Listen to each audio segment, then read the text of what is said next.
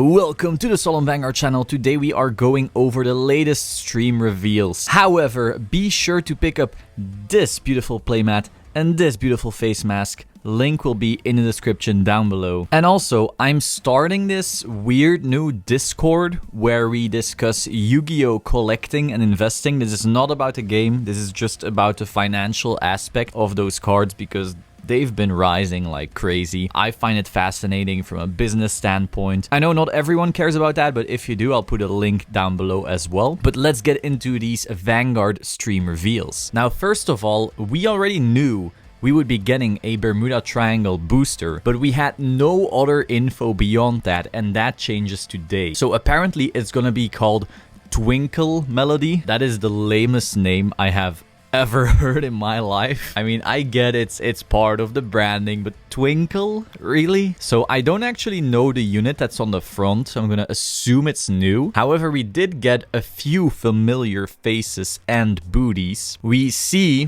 what I assume is Olivia on the left right here, and then on the right a unit I don't know. These will be LIR, I'm not sure. And then we also saw that Ange is making a return. Prism is making a return, and on the right, I think that's Duo. Don't quote me on that. I haven't actually played Duo ever.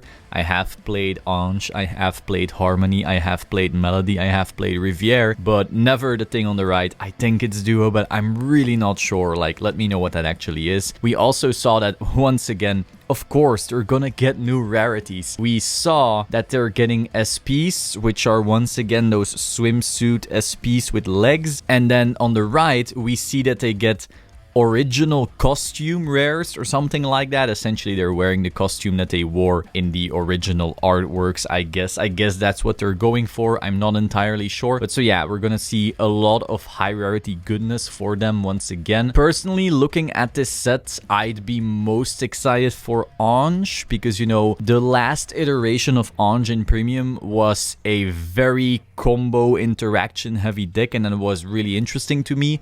It was also more of a control deck because of how long it basically tried to drag out the games. You know, it reminded me a lot of a control deck in something like Hearthstone or something like Magic the Gathering. But beyond that, I'm not a super hyped fan for any of these. I'm sure many people are, however, I know a lot of Bermuda fans. However, the thing that we have been most looking forward to this stream is the Victor support. So first of all, we have Extreme Battler Saucer. That's a weird ass name. Auto on V when placed, cost, discard a card from your hand and draw a card. So once again, this is the same kind of skill we see over and over again. It's really good now with quick shields because you draw and then you just ditch the quick shield. It's a really good plus. And then its second skill is auto on R once per turn. When it stands, if this unit is on an additional rear, you may have this unit get power plus 10k. So you know it's gonna swing for 13k on the XL2, and then when it stands, it's going to be a 23. Really solid number. Then we have Extreme Battler Gunbar.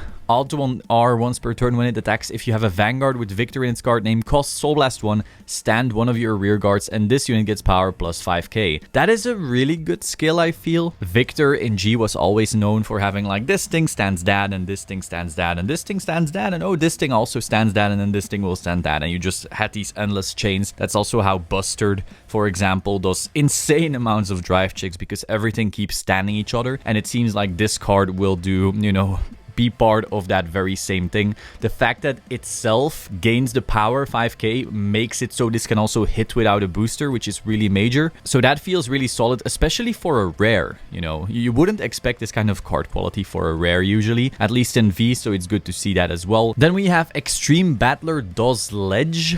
Auto on R when stood by a card's ability, perform the effects below depending on the number of times this unit stood this turn. So then again, depending on the amount of times it stood, it gets skills. So the first time, this unit gets power plus 10. Then the second time, it gets a soul charge 1, so that's just free resources. And then the third time, it gets another 10,000 power, and your opponent cannot call sentinels to G during the battles this unit attack. Also, it says perform the effects below. So does that mean the stacks? Like, would it mean the first stand, it gets 10k, the second stand, it gets 10k and a soul charge, the third stand, it would get 10k, a soul charge, another 10k, and sentinel restrict?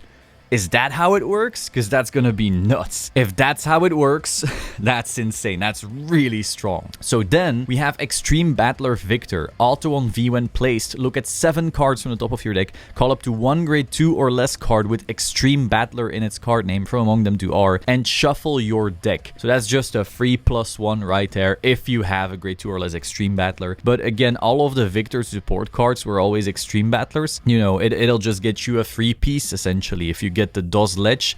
That's really good. And its second skill is Auto on V when it attacks. Cost Counterblast 1, Soul Blast 1. Choose up to one of your rear guards and stand it. If that rear guard stood 2 or more times this turn by a card's ability, this unit gets drive +1. So standing twice by a card ability, that literally means the grade 1 plus this one, you're there. This card has an extra drive. Basically always. So, you know, when you read Victor, the skill itself is pretty lukewarm, you know. It stands one thing and it goes +2 per turn you ride it because you ride, find something, and then it gets an extra drive. And of course, there's also XL2, but whatever. But, you know, those skills aren't mega exciting. But if you then consider what that DOS Ledge is gonna do, we'll see about that.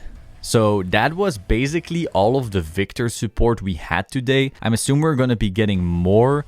I think Bloss already took some rares from Nova Grappler, which is very sad. Unless, of course, you're a big Blah fan. But, you know, if you want Victor to shine the most, Nitro's had the same issue where Night Mist already took a triple rare spot. And so now your grade 3 Searcher also took a triple rare spot. And you basically had nothing left apart from Gunbar, which is, of course, an amazing card. So yeah, overall, I'm not sure Victor in a vacuum is like, all right. There's nothing mega exciting about Victor as a soul boss, I feel. It's just solid. But then DOS Ledge and the stuff around it feels really good already. And so that's basically what Nova Grappler is like, right? Your boss monster, who cares? But then all the other cards are just so nuts that you just get a lot of value. If you're a Victor fan, let me know your thoughts about this in the comments down below. Even if you're not a Victor fan, honestly. But still, let's have some discussion down there. If you're interested in this mat or this face mask, use the code Solemn to get some percentages off. Like this video, subscribe to this channel, and I will see you soon. Ciao.